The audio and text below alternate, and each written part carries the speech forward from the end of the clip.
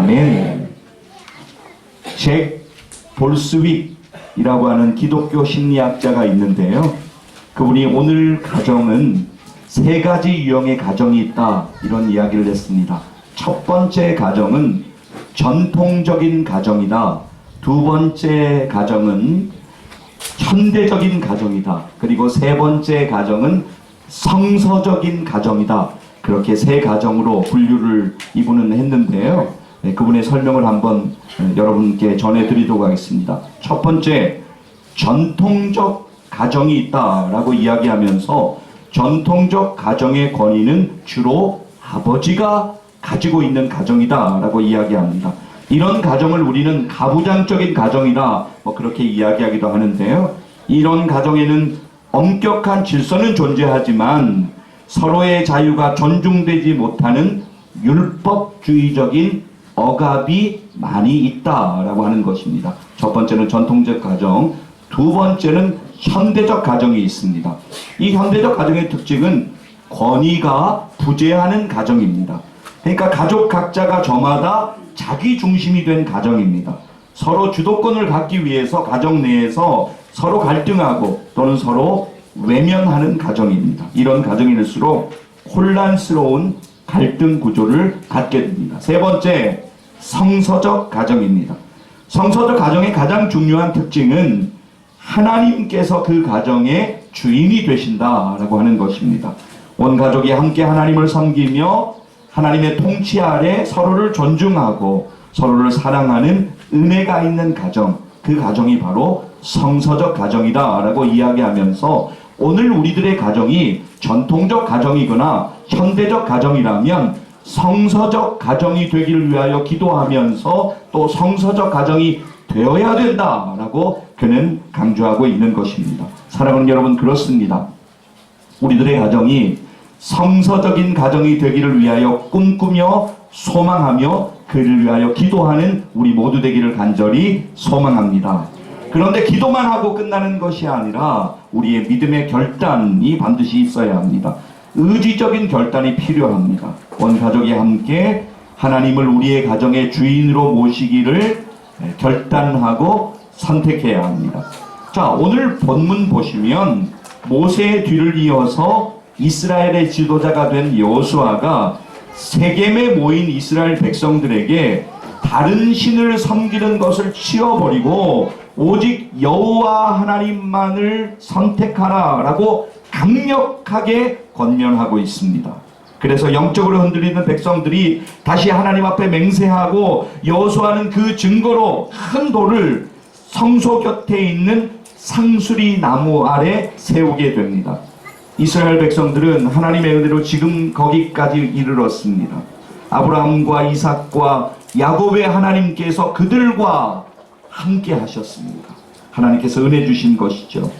우상을 섬기던 땅에 거주하던 아브라함을 택하여 부르셔서 하나님께서 그를 믿음의 조상 삼으시고 번성케 하셨습니다. 이삭과 야곱을 통하여서 하나님의 백성으로 삼으시고 복을 주셨습니다. 애굽에서 400년가량 종노릇하던 억압되던 그들을 하나님께서 은혜로 해방시켜 주셨습니다. 비록 40년의 광야길을 걷긴 했지만 하나님께서는 불기둥과 구름기둥으로 날마다 지켜주시고 만나와 메추라기로 먹이시고 그들의 신발과 옷이 떨어지고 헤어지지 않도록 하나님께서 신비한 은혜로 그들과 함께 하셨습니다. 그들은 아무런 군대나 무기가 없었지만 가나안 족속과의 전쟁에서 모든 대적을 물리치고 약속의 땅 가나안을 차지했습니다. 그리고 그들이 살 땅과 집과 성읍도 얻었습니다. 심지 아니한 포도나무와 감람나무의 열매도 그들이 거둘 수 있었습니다. 이 모든 것이 하나님의 은혜이고 하나님의 축복의 결과였습니다. 그들이 다른 민족보다 힘이 세서 그들이 다른 민족보다 특별한 재능이나 어떤 능력이 있어서 그런 것이 아닙니다. 하나님 보시기에 어떤 충성스러운 신앙심이 있어서 그런 것도 아닙니다. 전적으로 하나님의 은혜입니다.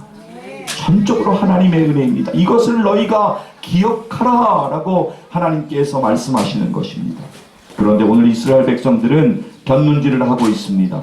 하나님의 은혜를 정말로 그렇게 경험했지만 시간이 지나면서 은혜가 희미해지고 자신들의 힘으로 되어진 것으로 착각하게 되었습니다. 이러한 상황 가운데에서 여호수아는 백성들에게 올바른 것을 선택하고 올바르게 결단할 것을 촉구하고 있습니다.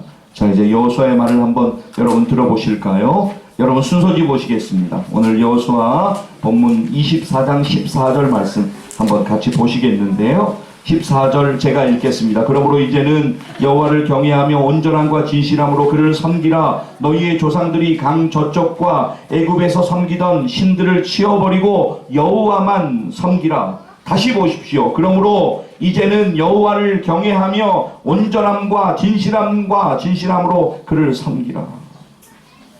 여러분, 우리는 하나님에 대한 진지한 섬김을 선택해야 합니다. 우리의 믿음은 결국 믿음의 대상을 어떻게 섬기느냐 하는 것으로 결정되어집니다. 보이지 않는 믿음은 보이는 섬김으로 나타나야 합니다. 단순하게 하나님을 잘 믿는 것을 넘어서서 하나님을 섬기라. 여호수아는 오늘 우리들에게도 도전합니다. 이어서 14절 뒷부분 여러분 보시게 되면 강 저쪽과 애굽에서 섬기던 신들을 치워버리고 라고 말씀하고 있습니다. 아브라함이 하나님의 부르심을 받기 전에 갈대아 우르에서 우상 숭배했던 일, 그리고 이스라엘 백성들이 애굽에서 종살이 하던 때 그들이 섬겼던 애굽의 신들을 다 치워버리라 라고 강력하게 권면하고 있습니다. 왜 그렇습니까? 그 우상들은 무가치한 것이기 때문입니다. 그 우상들은 이스라엘 백성들이 마음을 쏟을 만한 대상이 아니기 때문입니다. 자, 여러분 이제 15절 말씀 보시겠습니다. 자, 15절 말씀 같이 한번 다시 읽겠습니다. 만일 여호와를 섬기는 것이 너희에게 좋지 않게 보이거든 너희 조상들이 강 저쪽에서 섬기던 신들이든지 또는 너희가 거주하는 땅에 있는 아모리 족속의 신들이든지 너희가 섬길 자를 오늘 택하라. 오직 나와 내 집은 여호와를 섬기겠노라 하니 아멘. 너희가 섬길 자를 오늘 택하라. 오직 나와 내 집은 여호와를 섬기겠노라 하니 할렐루야. 아멘. 그렇습니다. 세겜은 이스라엘 백성들에게 참으로 의미 있는 장소입니다.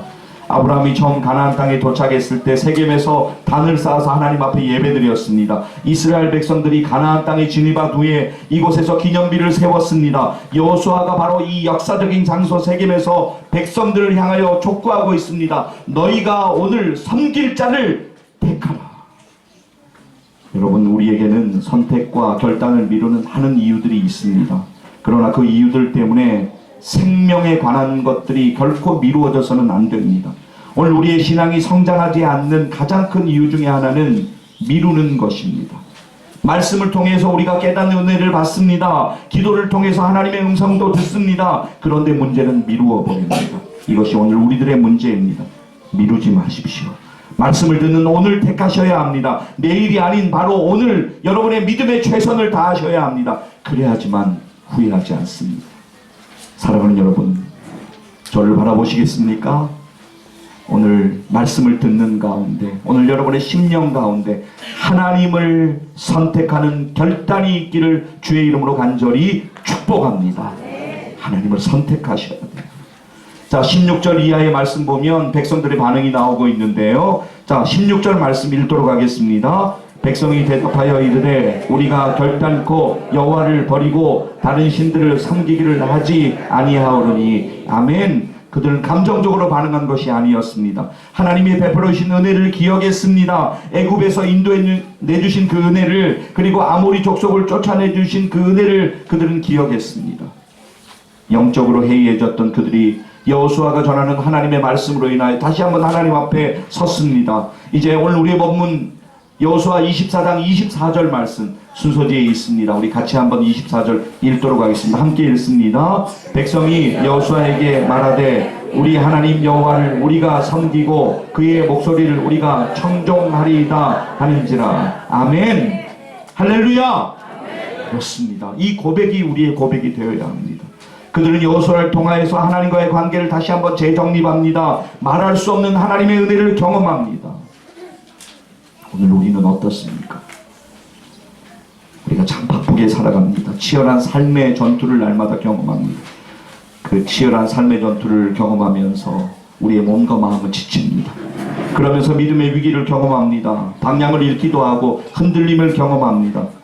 그러나 주일 예배를 비롯해서 예배를 통하여서 우리는 하나님의 말씀을 듣습니다. 그리고 깨닫습니다. 이것은 놀라운 하나님의 은혜입니다. 여러분, 예배의 자리에서 하나님의 말씀을 듣는 것을 더욱 사모하시기를 간절히 소망합니다. 믿음은 들음에서 난다고 성경은 우리에게 분명하게 말씀하고 있습니다. 하나님의 말씀을 들으십시오. 그리고 말씀을 붙잡고 결단하십시오. 오늘 저와 여러분이 하나님을 선택하는 믿음으로 하나님 앞에 바로 서기를 간절히 소망합니다. 혹시 여러분 가정에 아직 예수님 안 믿는 가족분들이 있습니까? 그렇다면 여러분은 먼저 예수님을 믿으신 분들입니다. 바로 여러분이 가족 구원의 씨앗이 되시기를 간절히 축복합니다. 여러분이 가족 구원의 씨앗이 되셔야 합니다. 여러분이 먼저 예수 믿는 믿음 위에 든든하게 서십시오. 먼저 예수 믿은 여러분이 흔들리면 안 됩니다. 먼저 예수 믿은 여러분에게서 예수님 믿는 삶의 간증이 드러나야 합니다. 먼저 믿은 우리들이 이렇게 결단해야 합니다. 오직 나와 내 집은 여호와를 섬기겠노라. 하나님 앞에서 위대한 결단은 위대한 인생을 만듭니다. 하나님만을 섬기기로 결단하면 하나님께서 우리의 인생을, 우리의 가정을 책임져 주실 것을 믿습니다. 우리들의 가정, 믿음의 가정 되어야 합니다. 정말 그래야만 합니다. 하나님이 포기하지 않으셨는데 여러분이 포기하지 마십시오. 기도를 시작하셔야 합니다. 여러분 가족 한 사람 한 사람의 이름을 부르며 기도하십시오. 그리고 나아가서 기도하는 것에만 머물지 말고 여러분 선택하고 결단하고 믿음으로 행하십시오. 사랑하는 여러분, 이제 말씀을 정리하고 맺도록 하겠습니다. 하나님을 믿는, 하나님을 섬기는 믿음의 가정 되시기를 간절히 축복합니다. 가족의 구원을 위하여 기도하는 일들이 더욱더 뜨거워지기를 주의 이름으로 축복합니다. 가족의 아픔과 슬픔을 서로 부둥켜 안아주고 함께 위로하고 격려하는 가정 되어지기를 간절히 축복합니다. 우리 모두의 가정 반드시 하나님의 은혜 가운데 믿음으로 회복되고 일어나기를 간절히 축복합니다. 무엇이 정말 중요한지 우리의 믿음의 눈을 떠서 바라보아야 합니다. 오늘 하나님은 하나님 앞에 예배드린 우리들에게 믿음의 결단을 촉구하십니다. 오늘 너와 내 집이 섬길 자를 택하라. 사랑하는 성도 여러분, 이렇게 믿음으로 결단하시지 않으시겠습니까? 오 하나님, 나와 내 집은 오직 하나님만을 섬기겠습니다. 오 하나님, 나와 내 집은 오직 하나님만 섬기겠습니다. 이런 고백이 여러분 심령 가운데 반드시 있기를 주의 이름으로 간절히 축복합니다. 기도하시겠습니다. 이 시간 우리 기도할 때 오늘은 가정의 달이라고 우리가 항상 이야기합니다.